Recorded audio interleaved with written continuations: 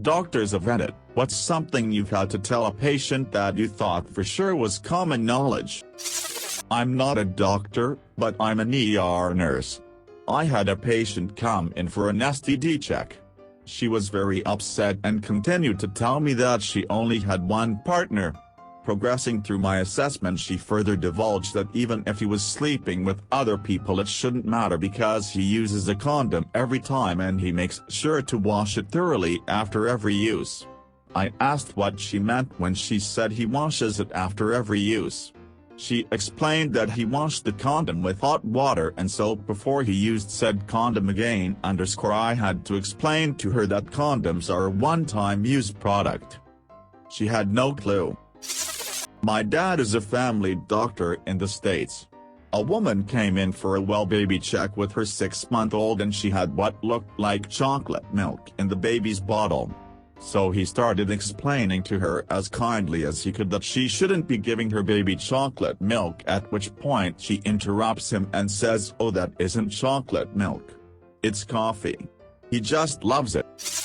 If you're going to put it in your ass, make sure it has a flared base, or is attached to something you won't lose your grip on. Corollary, if you've already lost something in your ass, don't lie to the triage nurse and then medical team. While your story is usually amusing, we don't really care how it ended up in there. Not a doctor but a paramedic. During clinical time in the ER, a 17-year-old girl came in with a bloody rectum, anus. Apparently she wasn't wiping after using the bathroom and it was basically really bad diaper rash. So the nurse had to call social services and explain to this girl proper wiping. I'm a veterinary technician.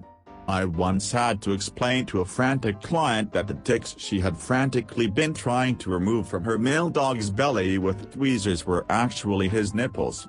I also told her she had an extremely well-behaved, patient dog. That a child cannot have inherited any genetic traits from someone the mother has previously been with. Only one man is a biological father. My wife and I were trying to get pregnant, and due to possible complications we were talking to an obstetrician. Towards the end of the visit, he tells us, in all seriousness, "Just so you guys know, you have to stop using condoms if you want to get pregnant." We just stare at him a bit, and say, "Oh, obviously." And he just shakes his head and says you'd be surprised, there's been a few couples that really didn't realize that. Podiatrist Buddy told me this one. Lady has to have foot amputated and is given waiver forms to sign pre-op. Buddy asks if she needs time to think about it. She's very nonchalant and doesn't seem to care much what they do. He gets suspicious and probes a bit as to why she's not more concerned. She says she gets that they have to operate and it's okay because the foot will grow back. He then has to explain she's not a salamander. Things get a bit more serious. A nursing home called 911 for a patient who was having difficulty breathing. When we arrived, a PA was standing in front of the patient vigorously fanning the old lady with her hands. She looked at us and said, "I'm giving her some oxygen because we couldn't find a portable O2 tank," and keeps flapping her arms. Remember, this is a physician assistant. Probably making $100K a year. I informed her that she could stop now and my partner and I did our best to wait until we were outside to burst out laughing. I had an old lady come in with a massive bleed into her brain. She was pretty much gone. I had to explain to her tearful son that there was nothing we could do. He said that he loved his mama, and he'd give anything for her. So he asked us to give her his brain, for a brain transplant. I actually was left speechless for a minute, and then had to spend another 20 minutes explaining why that was not possible. Ooh, I've got another one. Inhaler technique. So we're told to always show a patient how to take an inhaler if they are new to them and that we should check technique every so often. Yeah, you think, how hard can it be? Well, my senior once noticed that a patient was getting repeat prescriptions for an inhaler every week rather than every month. We brought her in to find out why. Oh, it just doesn't seem to work very well. I press it up to 50 times and it doesn't help. We were in shock over this. Salbutamol inhalers taken in excess, we're talking like 10 puffs taken in an asthma attack, can give you a thumping headache, a tremor and a dry mouth. How is she taking 50 and not noticing? We asked to see the technique. Yeah, it turns out she was spraying it onto her chest. Internal face palms were had and we educated her on how to take it properly. Pharmacist here. I have a couple of good ones off of the top of my head. The first one, patient comes in, she's upset she's pregnant, and she doesn't understand why. She's on the pill. Upon talking to her at great length, I find out that she only takes the pills on the days that she is sexually active, no other time.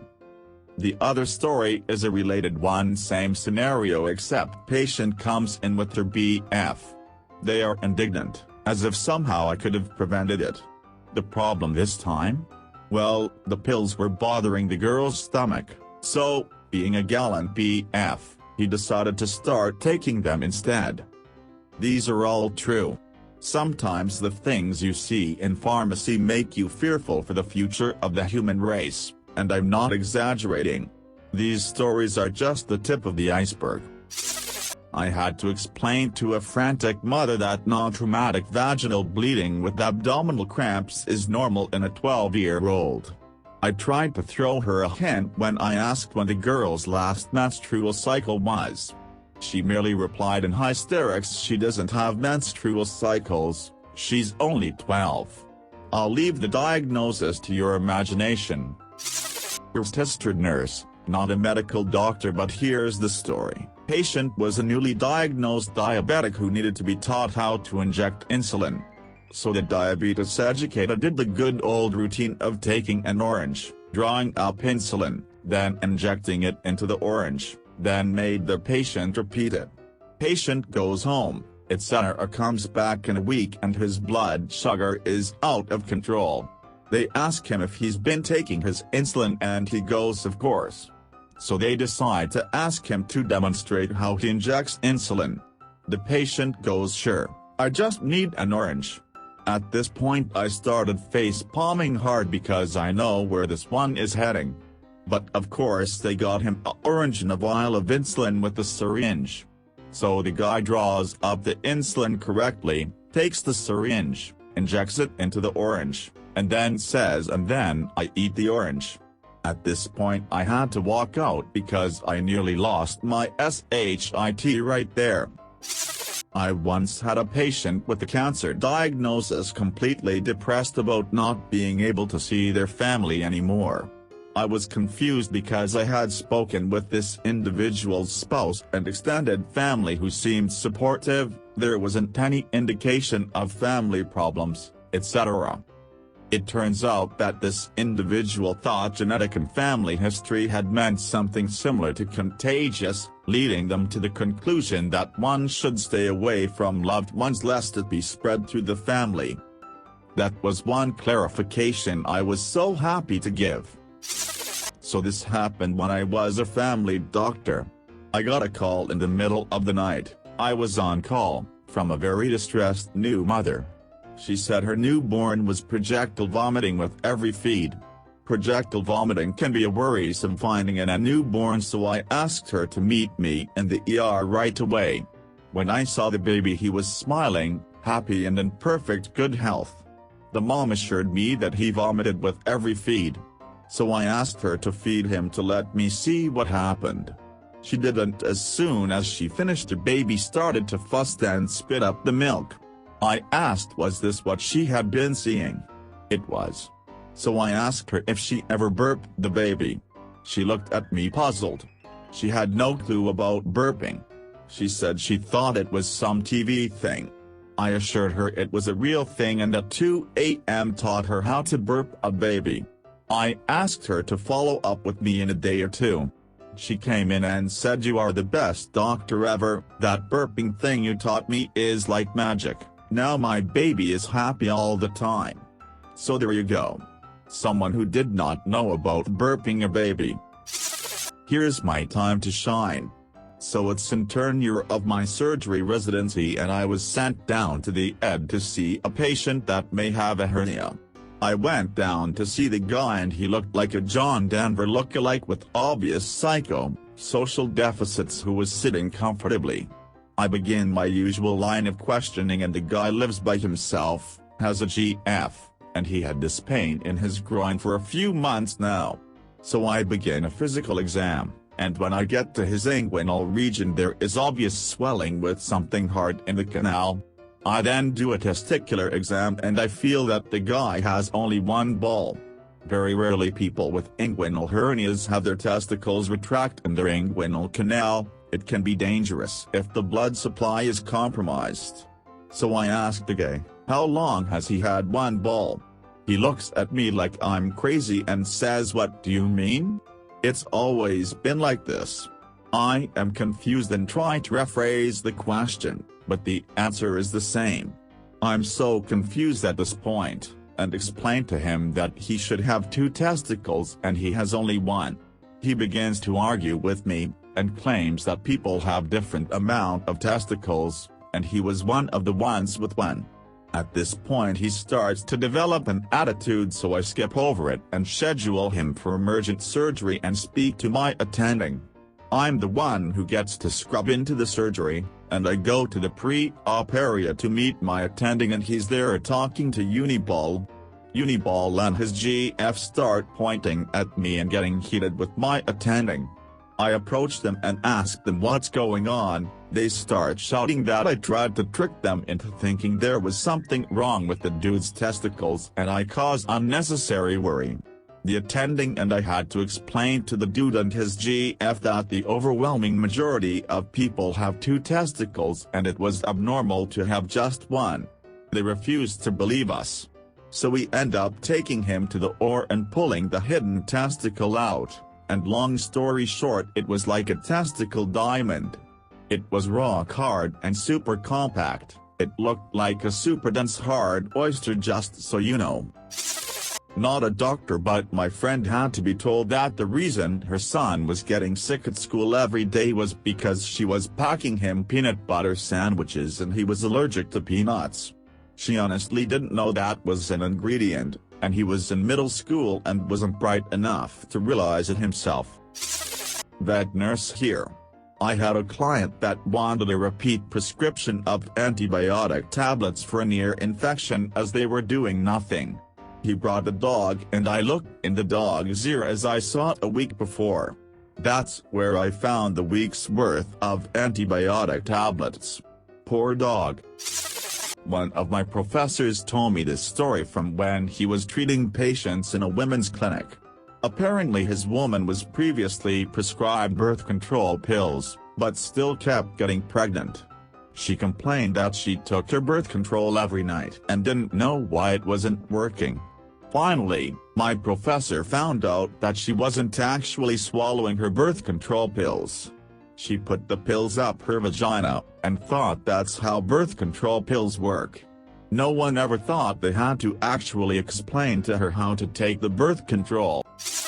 I was talking to a patient about an upcoming surgery and asked her, has anyone in your family ever had problems with anesthesia or being put to sleep for surgery?